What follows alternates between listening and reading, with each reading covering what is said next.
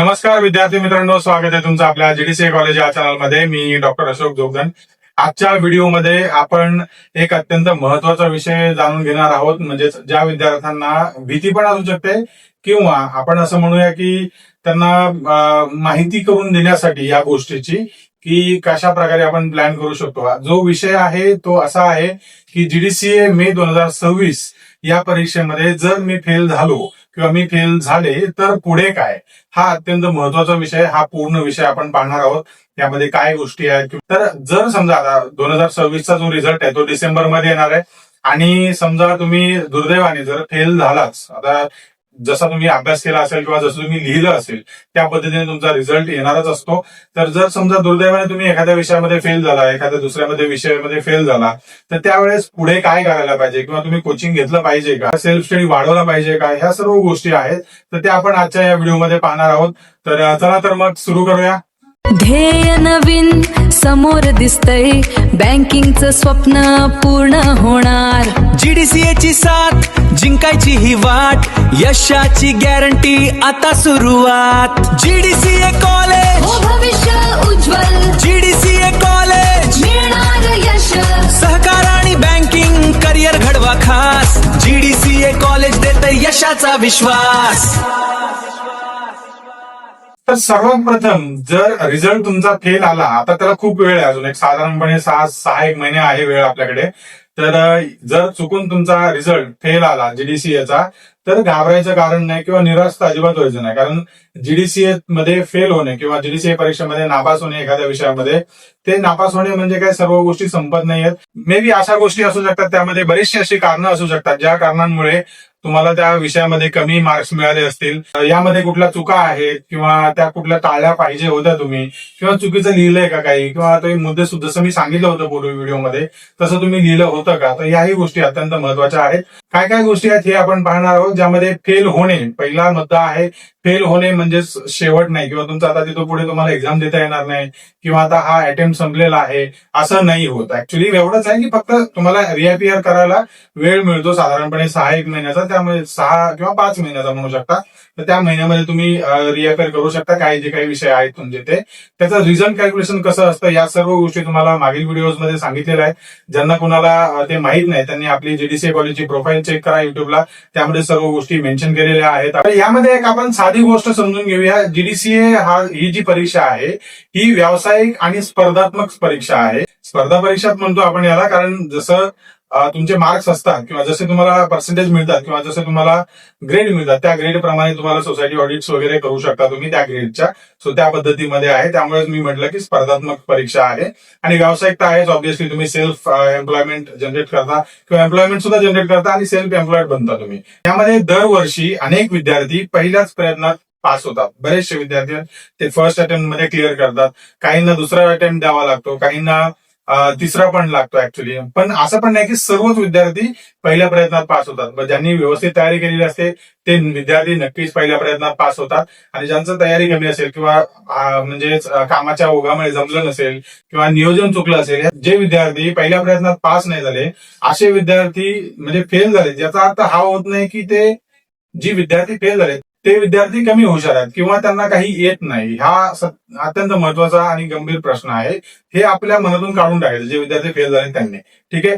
तर याचं कारण असं असू शकतं, कधी कधी काय होतं की वेळेचं नियोजन तुमचं चुकलं असू शकतं.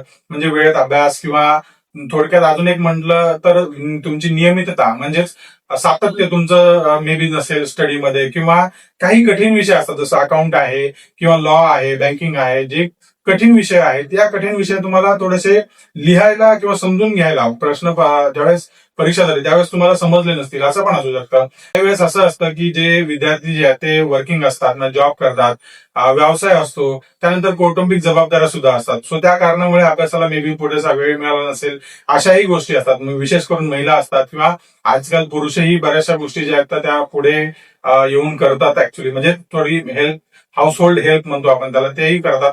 सो ह्या गोष्टी ज्या आहेत ना त्या मे बी पुरेसा वेळ न मिळाल्यामुळे आपण स्वतःच्याच निकालावर, जर मी समजा फेल झालो तर मी स्वतः या गोष्टीवर शंका घ्यायची नाही कधीच, कारण माझ्या हे नियोजन चुकलं असण्याची शक्यता असते. सो त्यामुळे माझा रिझल्ट तशा प्रकारे आलेला आहे. ठीक आहे. निकाल लागल्यानंतर सर्वात पहिलं काय करायचं की चेक करायचं, आपली मार्कशीट घ्यायची, मार्कशीटमध्ये चेक करायचं, ऑनलाईन असतो निकाल येतो त्यामध्ये चेक करायचे. 6 विषय आहेत, त्या 6 विषयापैकी कुठल्या विषयामध्ये तुम्हाला कमी मार्क्स मिळात, म्हणजे किंवा तुम्ही कुठल्या विषयामध्ये फेल झालात. एखादा विषय असेल सीएचएम असेल, अकाउंट्स विषय असू शकतो किंवा बँकिंग असू शकतो किंवा लॉ असू शकतो. कुठलाही जो काही विषय तुमचा आहे, ज्या विषयात कमी गुण मिळाले तो विषय पहिला निवडायचा. मग त्यामध्ये तुम्ही ज्या विषयात जास्त गुण मिळाले तो पण तुम्ही बघा. म्हणजे समजा एखाद्याला सीएचएम मध्ये जास्त मिळाले असतील किंवा बँकिंग मध्ये जास्त मिळाले असेल किंवा अकाउंट्स मध्ये जास्त मिळाले असेल, हे कम्पेअर करा कुठले कुठले विषय तुमचे गेलेले. आणि ज्यावेळेस जो विषयात कमी मिळाले त्या विषयाचं थोडंसं आकलन करा. म्हणजे जर जुने प्रश्न तुमच्याकडे प्रश्नपत्रिका असेल तर ती बघा, शोधा एकदा की काय गोष्टी आहेत किंवा काय करता येऊ शकतं यामध्ये, कशामुळे गेला असेल.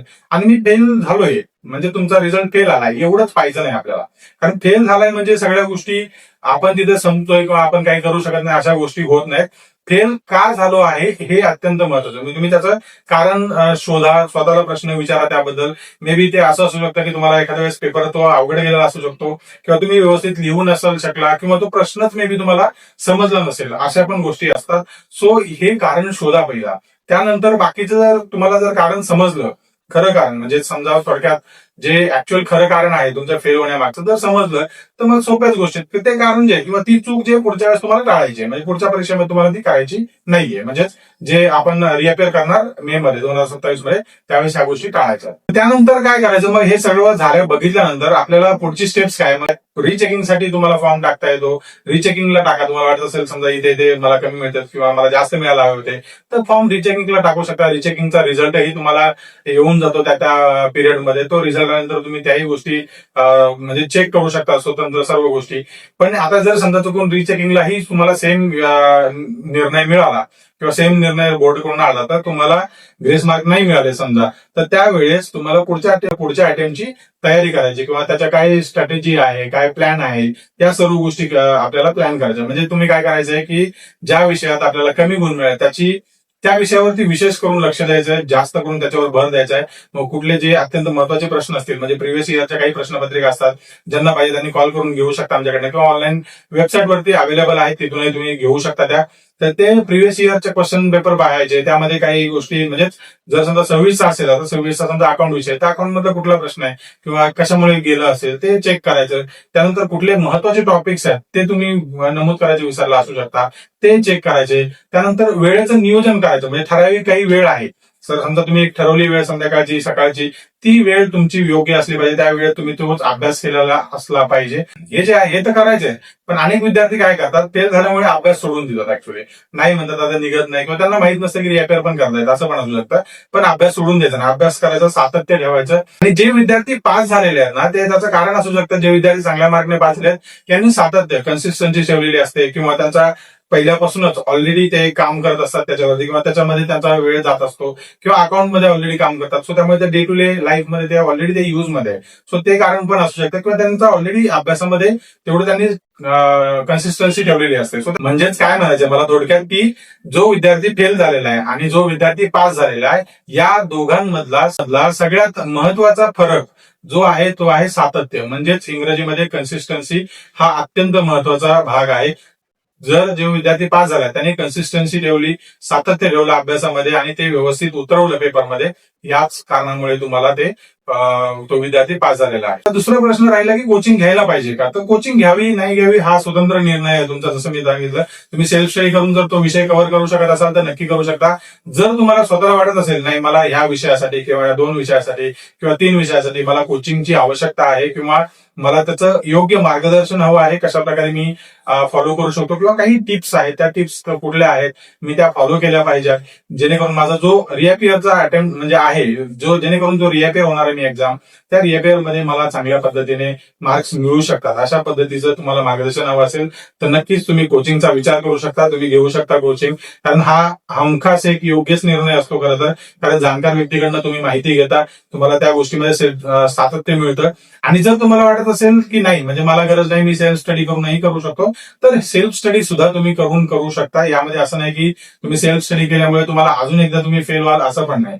कारण काय होतं की सेल्फ स्टडीमध्ये जसं मी सांगितलं सेल्फ स्टडीचे फायदे तोटे पण मागे सांगितलेले आहेत आणि कोचिंगचे फायदे तोटे पण सांगितलेले आहेत आपण. सो त्यामुळे मार्गदर्शन अत्यंत महत्वाचा पार्ट असतो त्यामध्ये. सो तुम्हाला ज्यांना वाटतं त्यांनी घ्या, नाही घेतलं तरी काही अडचण नाही. सेल्फ स्टडी करून तुम्ही तुमचा वेळेचं योग्य नियोजन असेल, नियमित अभ्यास करणे असेल, या सर्व गोष्टी व्यवस्थित फॉलो केल्या तर तुमचा रिझल्ट जो आहे तो चांगल्या प्रकारे येऊ शकतो. आणि तुमच्यासाठी जो योग्य पर्याय आहे तोच तुम्हाला निवडणं आवश्यक आहे, जेणेकरून तुमचा अभ्यास, तुमचं बाकीचे शेड्यूल आहे, वर्क असेल किंवा तुमचं हाऊसहोल्ड ऍक्टिव्हिटीज असतील, त्या सर्व गोष्टी तुम्हाला करता येतील. तर विद्यार्थी मित्रांनो, अजून एक महत्वाची गोष्ट अशी आहे की तुम्ही इतिहासात जाऊन थोडं मागे जाऊन पाहिलं इतिहासामध्ये, तर इतिहासातले अनेक असे व्यक्ती आहेत जे पहिल्याच प्रयत्नात यशस्वी झाले तसं नाहीये. तर अपयश सुद्धा एक सगळ्यात मोठं यश असतं खरं तर.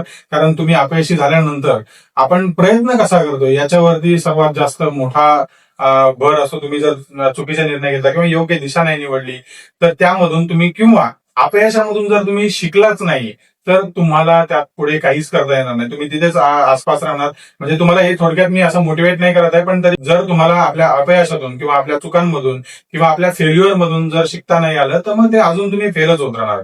फेल्युअर यायलाच हवे. फेल्युअर मधून आपण शिकत राहतो. फेल्युअर फेल होणे म्हणजे शेवट होत नाही. तिथून तुम्ही शिकणं गरजेचं. तुम्ही काय शिकून पुढे येता हा अत्यंत महत्वाचा भाग आहे.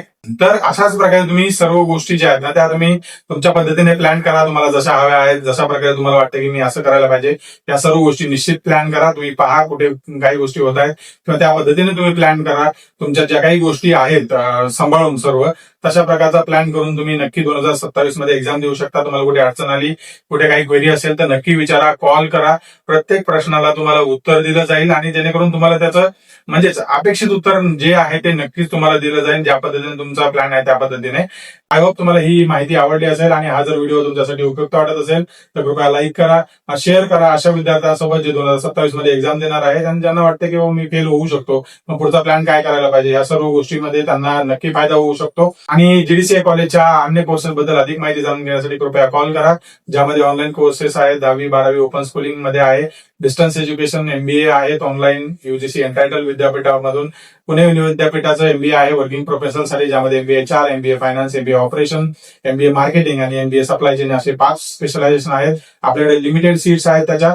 तर ज्या विद्यार्थ्यांना करायचे त्यांनी नक्की कॉल करून विचारा एलिजिबिलिटी प्रोसेस काय आहे किंवा कशा प्रकारे मी ऍडमिशन घेऊ शकतो. आणि अशाच माहितीपूर्ण व्हिडिओसाठी आपल्या जीडीसीए कॉलेज या चॅनलला नक्की सबस्क्राईब करा. भेटूया पुढील व्हिडिओमध्ये अधिक माहितीसह नवीन विषयाबद्दल. तोपर्यंत नमस्कार.